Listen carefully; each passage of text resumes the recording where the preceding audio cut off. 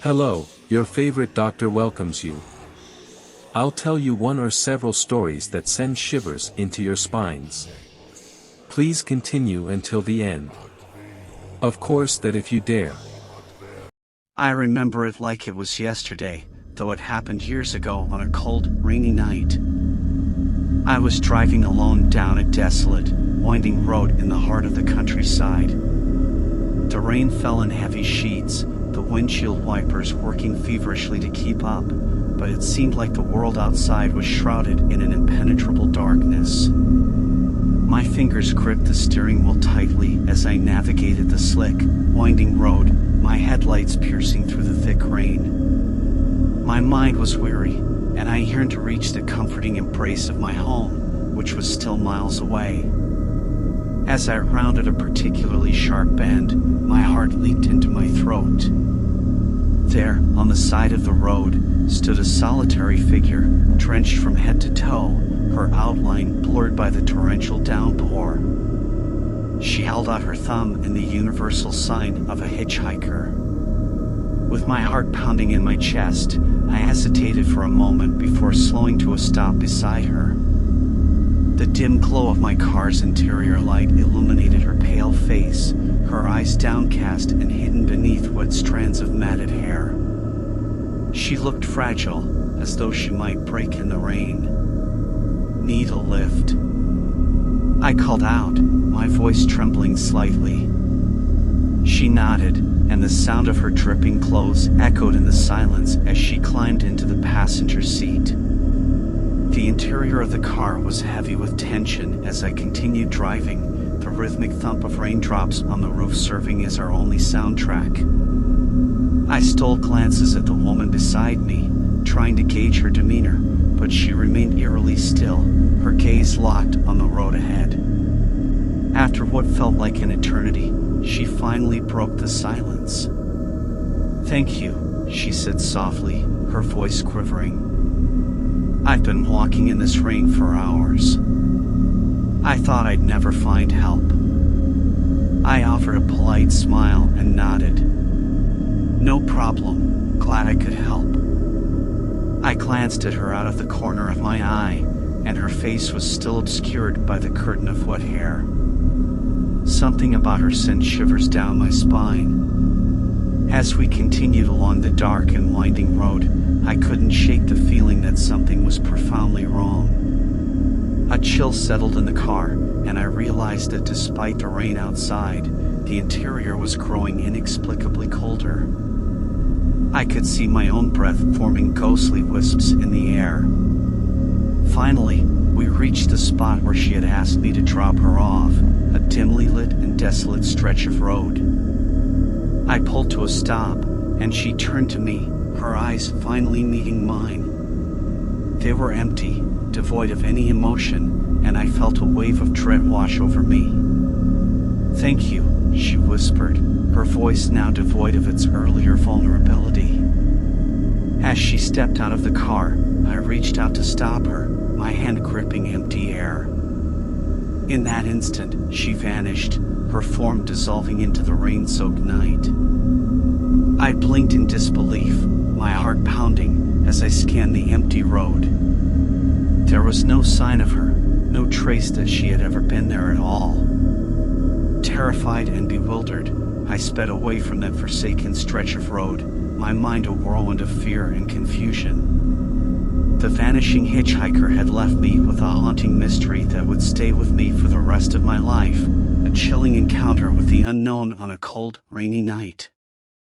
It was a dare, one of those childhood dares that feels impossible to refuse.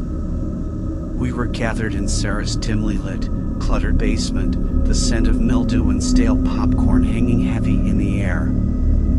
The rain pounded against the windows, adding to the eerie ambience. The shadows danced ominously on the peeling wallpaper. "Let's do it," Mark declared, the mischievous glint in his eyes reflecting the flickering candlelight. Sarah's older brother had told us about the Bloody Mary ritual, and the mere mention of it sent shivers down my spine. I didn't want to be the only one to back down, so I reluctantly agreed. We stood before the cracked mirror hanging on the basement wall, its glass marred with age and neglect. The instructions were clear. We had to turn off all the lights, light a single candle, and say Bloody Mary 13 times while staring into the mirror. The stories warned of a vengeful spirit, a spectral woman who would appear to those who summoned her presence foreboding and malevolent. As we flicked off the lights, the basement plunged into total darkness, save for the feeble glow of the candle.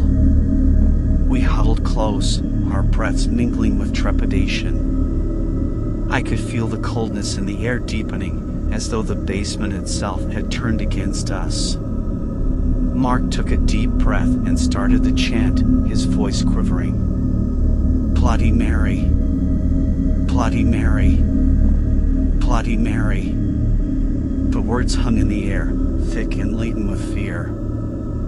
I joined in, my voice wavering as I recited the incantation, and the others followed suit. With each repetition, the room seemed to grow darker, the candlelight flickering wildly as if fighting against an unseen force. The air grew heavy, suffocating, and I felt a sudden, irrational fear that we were not alone. I wanted to stop, to turn on the lights and flee from the basement, but fear held me captive. On the 13th repetition, something shifted in the mirror. A face, ghastly and contorted, materialized from the depths of darkness. It was as if Bloody Mary herself had clawed her way out of the abyss. Her eyes bore into mine, filled with a hatred that seared my soul. Her face was pale, her hair tangled and matted with blood. She reached out, her long, bony fingers stretching through the glass. Panic erupted among us. We screamed, scrambling to turn on the lights, but the basement remained shrouded in darkness. The candle had gone out, and we were trapped in a nightmare. As suddenly as it had begun, the torment ended. The lights flickered back to life, the room bathed in their harsh, fluorescent glow. The mirror was empty, save for our terrified reflections. We never spoke of that night again, and our friendship gradually unraveled. But the memory of that dreadful evening, of Bloody Mary's haunting visage, still lingers in the darkest corners of my mind. It was a ritual we should have never dared to perform, a brush with the supernatural that forever changed the way I viewed the world. I can't forget the night I first encountered the Slender Man. It was a nightmarish experience that still haunts my dreams. It all started innocently enough. I was with a group of friends, camping deep in a dense forest, far from civilization. We wanted to escape the noise and stress of our everyday lives, seeking solace in nature. Little did we know, we were about to stumble upon something far more sinister than the daily grind. The woods were eerily quiet that night, the trees shrouded in darkness as we gathered around the campfire. We shared stories, laughed, and tried to forget about the world beyond the trees. It was all too easy to lose track of time in that remote wilderness. As the night grew deeper, we heard rustling in the underbrush. Our laughter faded, replaced by a sense of unease. We blamed it on raccoons or some other nocturnal creatures, but a chill had settled in the air that had nothing to do with the temperature. Then it appeared. From the shadows emerged a tall, faceless figure. Its body seemed impossibly elongated, its limbs stretching out like tendrils of darkness. We watched in stunned silence as it drew closer, gliding silently through the trees. Fear paralyzed me as I tried to make sense of what I was seeing. It was the Slender Man, the creature I'd only heard about in whispered tales and online forums. The terror it inspired was unlike anything I had ever felt. Its presence was suffocating, and it seemed to emanate from the very depths of the forest. Its tendrils reached out, elongating further, threatening to ensnare us. coursed through my veins, and I could hear my friends gasping in terror. We fled, leaving our campsite behind in a mad scramble for safety. The woods, once our refuge, had transformed into a labyrinth of fear. Branches clawed at us, the forest itself seemed to conspire against us. As we ran, I risked a glance back and saw it still following, its featureless face tracking our movements.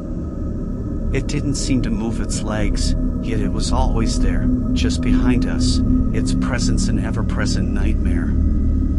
We emerged from the woods at dawn, breathless and trembling. The slender man did not follow us into the light, but its image was seared into our minds. We never spoke of that night, afraid that acknowledging it might summon the nightmare back into our lives. But I couldn't escape the feeling that the slender man was still out there, lurking in the shadows, waiting for the next unsuspecting victim. It was a terror beyond reason, a nightmare that defied explanation. And though I tried to forget, the memory of that night, and the faceless entity that haunted it, would never truly fade.